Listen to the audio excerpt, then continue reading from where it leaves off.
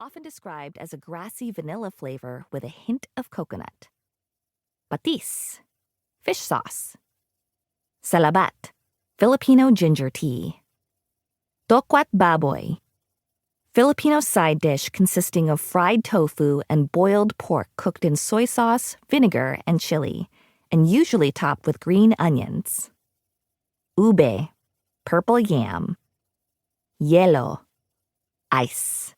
Same pronunciation as the Spanish hielo. Other.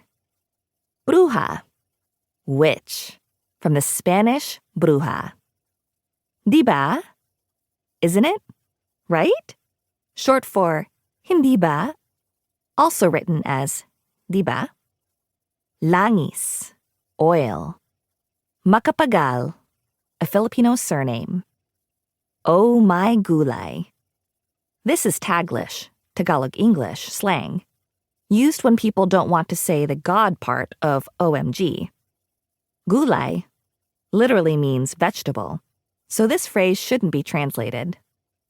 Sus Mariosep, a portmanteau of Jesus, Mary, and Joseph, used as an exclamation of surprise, disappointment, shock, etc. Chismis, gossip.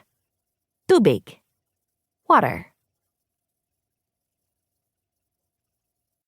Chapter 1. Welcome to the 35th Annual Shady Palms Corn Festival.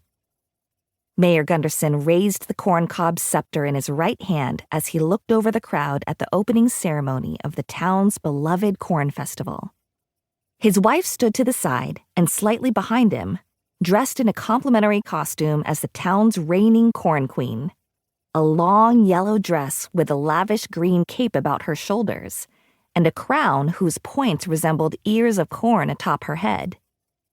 I enjoyed a good spectacle as much as the next person, but considering how much the mayor loved the sound of his own voice, I tuned out the rest of his speech as I finished preparing the Brew-ha Cafe booth. My best friend and business partner, Adeena Awan, was still setting up the drink station where she'd be serving her usual house blend coffee, as well as the atole, Ginataang mais latte, and oksusu cha that she'd added to the special festival menu. Elena Torres, our other business partner and Adeena's girlfriend, was filling the compostable tea bags with the roasted corn we used for the oksusu cha, and arranging the corn husk crafts that she and her mother had prepared. My boyfriend, Dr. J. Park, was joining the Brew-ha crew that weekend as our resident grill master.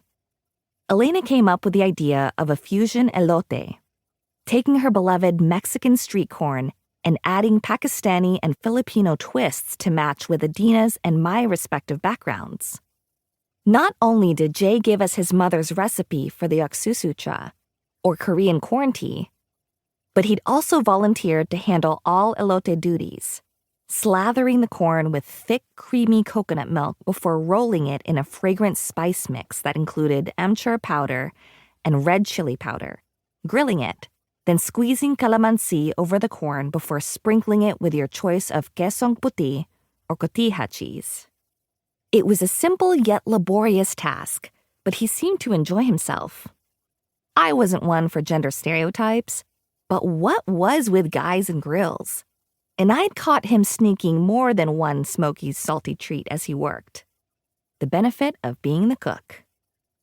Meanwhile, I arranged the sweet offerings I'd prepared: mais ube sandwich cookies, mais con queso bars, and 2 types of ice candy, mais con hielo and ginataang mais. Corn as a dessert ingredient may seem strange to some people, but Filipinos absolutely love and embrace corn in all its salty sweet possibilities. My first offering sandwiched ube buttercream between corn cookies. The purple yam's subtle vanilla-like sweetness pairing well with the salty sweet corn. Cheese and corn are a popular savory pairing, but guess what? It makes one of my absolute favorite Filipino ice cream flavors as well.